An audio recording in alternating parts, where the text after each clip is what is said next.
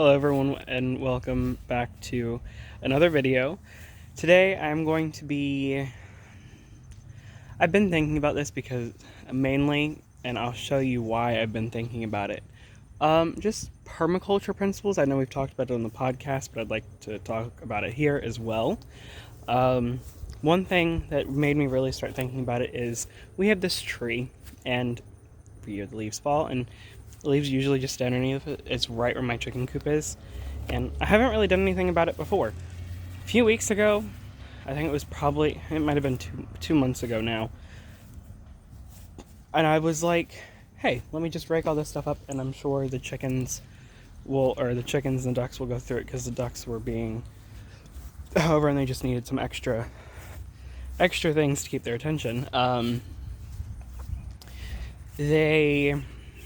So I've been doing it, and I've been doing it routinely for like 2 weeks. Every 2 weeks, and it's not a lot, but this is permaculture right here, at its finest too. Did y'all see that? I'll show you again.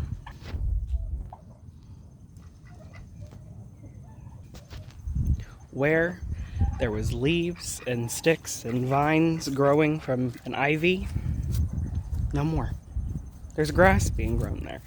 And not bad grass. It's actually really good grass. Don't know what the name of it is, but I just call it good grass. But yeah, that makes my heart happy, because it's like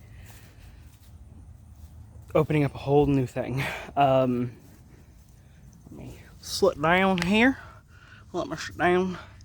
But yeah, permaculture is the act of using what you can, or using what you have instead of going out and getting something to fix your problems. You use what you have, and if you don't have it, then you come up with a good long-term solution in order to do it. So I've been using those areas a lot. I used them a lot anyways, but I really didn't like rake out all the leaves and stuff like that. But there's grass growing there, and so now I'm going to be keeping on top of that and getting the grass to grow. Do we need grass there? No, but I think it'd be cool. So it's staying. I look at other ways, and I've been thinking about this for a long time now. A lot of people use pigs. I'll use the Justin Rhodes example of him running pigs through his forest to open up new areas for silvopastures, which silvopastures are areas that have an incorporation of trees and grass, more old growth than new growth with the trees. But yeah, I don't know why that came out like that. But yeah, it's things like that. So I was thinking, because not a lot of people are going to see this, and I'm okay with that. But still, I want this out there, and I want it documented for me more so. If you have areas that are wooded, you buy a property, and yeah, it has a decent... Every time I try filming... Oh, this is a school bus. You have areas that you want to... I'm thinking of the word. That you have forested areas that you want to turn into... I'm an awful YouTuber. Kidding! I mean, kind of, but not really. You have areas of forest that you want to turn into pasture. You can do silvopasture, or if you want to go the full route, and like if you want to hay, like if you want to cut it for hay, then yeah, you're not going to want silvopasture necessarily. I mean, it's not bad to keep some trees for your animals and things like that if that's what you're doing, or if you're just doing cut hay, you're not going to be running animals through there anyways. So it's things like that. But if you have an area that is heavily forested, run pigs through it if you want pigs, or if you have pigs, but I justified it by saying, if you know you're going to want to raise pigs, they have electric fencing. They just also have regular hog panels that you can use, and T-posts. I mean, it's a lot of drilling, or like getting them into the ground, but it would be okay. More work, but you're doing multiple jobs at one time. you're feeding your pigs and you're clearing land, and you're going to be getting a return on that from both areas, where you're going to be getting the pig meat and the pasture opened up. So you can do that, and if it's really bad, I would recommend doing this. Run the pigs through there and see what the pigs can get, and how much they open it up, like intensely, like keep them in an area very intensely for a few, I don't know how long people leave them. I think it's 5 to 10 days, maybe, depending upon certain things and how much access they have to this and that and whatever. Run them through there like that, and then bring goats in after. And I also justified this by, if you know you're going to be doing feeder pigs every year, try to do as much as you can that first year and see how much you can open up, so you can really gauge what you're going to do in a year's time, working with that many pigs on that small of an area, or that large of a pen, moving around however often. So raise the pigs if you know you're going to do it. It's temporary fencing, of course. It's not anything that's serious. Doing those things first, running the pigs through there, running the hot wires or whatever, and then bringing in your goats. But the way that I have been thinking about doing it, if you know it's going to take multiple years, then get your feeder pigs in the fall or whenever that they're up to weight or age. However, I'm not that knowledgeable on pigs, but once they get to the time of harvest, you can then know that you know that date, you know the harvest date, you know when you're going to harvest, so you have that long of moving them around. If you don't already have goats, I would get goats, only for this simple fact that they can go behind the pigs and eat what the pigs don't eat. And just continue clearing out, because goats are really good at clearing out forested areas. I have witnessed that firsthand. I keep saying the blank space. So you know the harvest date. The harvest date is going to be the last day that they're going to be there. So you're probably going to move them out of that last space a little sooner. Things like that. What I would do is I would plant your, I think goat gestation is, I'm not going to say a number because you goat people are going to get after me. I don't know that side of goats. I mean, I do kind of. My brain's not fully there right now. Working on getting everything else out here done. But you get the goats and you breed them before you know it's going to, like, after. Do it to where they're going to be kidding after your pigs are gone. And you can move them into a barn.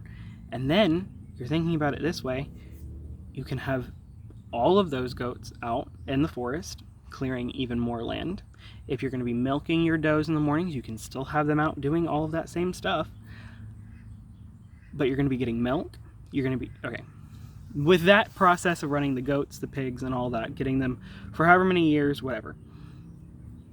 The end of a year, or the beginning of the next year, however you want to look at it, you're going to have forested areas cleared for silvopasture. You're going to have pig meat in your freezer. You are going to be looking at getting new pigs if you're going into the next year to continue doing that work.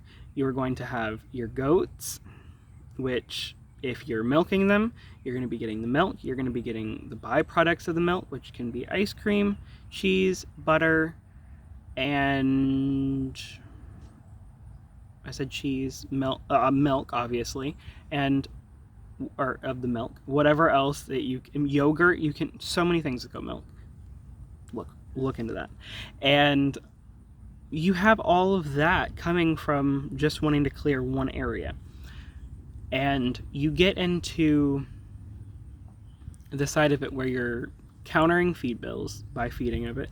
You are just using the temporary fix. And if you want to go a few steps further, which most people would do anyways, you're going to be able to sell more goat, or you're going to be able to sell the baby goats that are born if you don't want a big goat herd.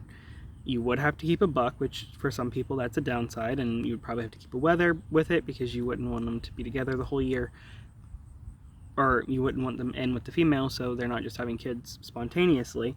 That's more of a timed thing, but you can do that, and then you can sell the kids. And goat kids go for $200 to $300. I would say anywhere from 150 to 200 unregistered, 250 to about 350 registered, and they can go higher than that with registered. Just depends on what the person's asking, where you are, things like that. So you have that. You have the kids being sold. You also have, if people don't want a male goat, a buck or a wether, and a wether is just a castrated buck, then guess what? You now have goat meat in your freezer. And that is a lot. It's a lot from just clearing out that one area. Yeah, it's a lot, but you're also accomplishing multiple different things from that. You are countering feed bills, you're getting the food in your freezer, you're getting more food in your freezer, and you're getting more and more food in your freezer, but you're also able to turn around and make a profit from just trying to clear land. Now, does it make sense to go into this and get all of these animals right off the bat? No. What I would say do,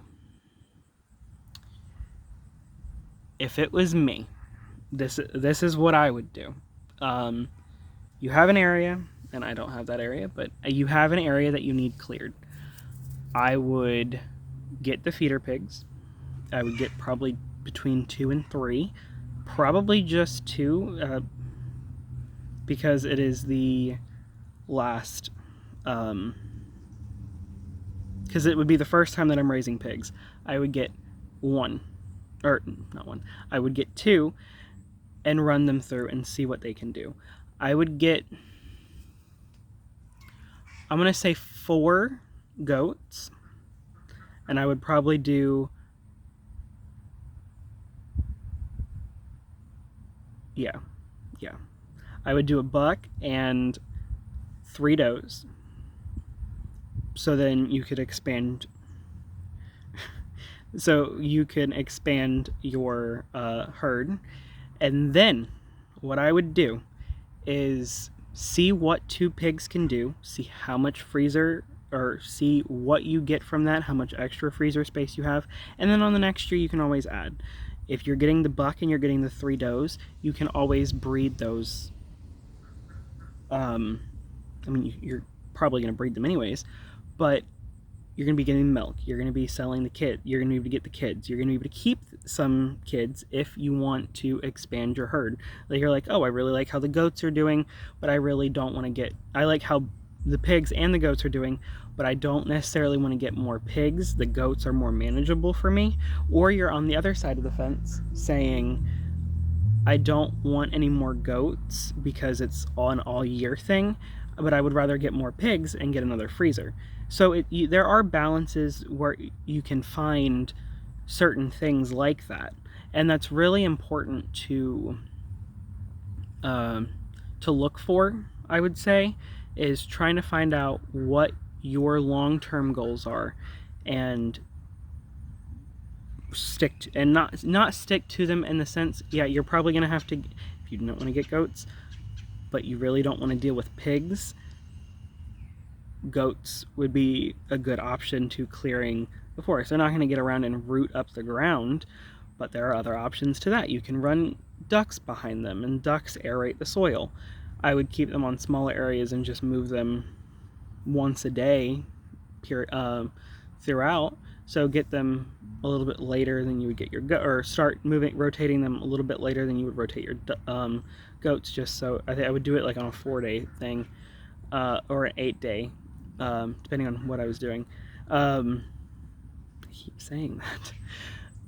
But that's what I would do. I would try to figure out what I was doing, and if it's areas that have a lot of leaves, I would rake the leaf. I mean, the raking would take a long time, but go slowly and slowly and slowly, and that would be if you want to do it like the longer way, would be raking the leaves or getting a tractor and getting, I know they have attachments for it, I just don't know tractor stuff,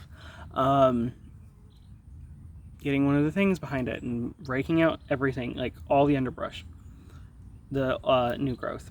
And that's completely possible. But I like the permaculture principle because it's more rewarding, but you're getting, more rewarding. You're getting more for what you're doing. You're just wanting to clear land, but you're also putting food in your freezer. Yeah, you have the feed bill, but you are cutting that, not cutting it out, but you are kind of balancing it out with getting the meat.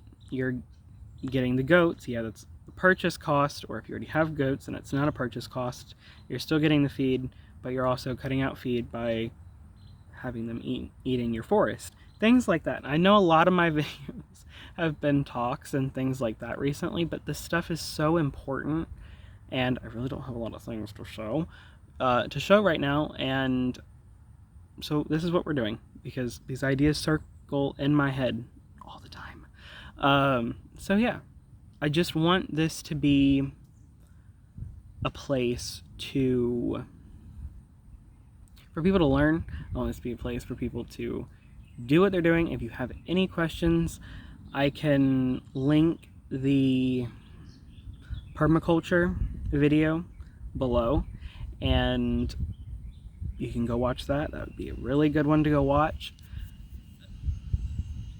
From the Farmyard account. And yeah, it's just things like that, using what you have and really going with it. I know I talked a lot about on like the clearing land part of it, or clearing forest for pasture, and you really can't look at it in a way of saying this is going to take this much longer. Yeah, it's going to take a little bit longer, but you're going to be able to get a return from this. You're going to get a return from what you're doing, because you're going to be getting the food. You're going to be able to do that, and you're also killing multiple birds with one stone. You didn't know where you're going to house your pigs? Oh, well, now you do know where to house your pigs. You're going to be housing your pigs in the forest. Stuff like that.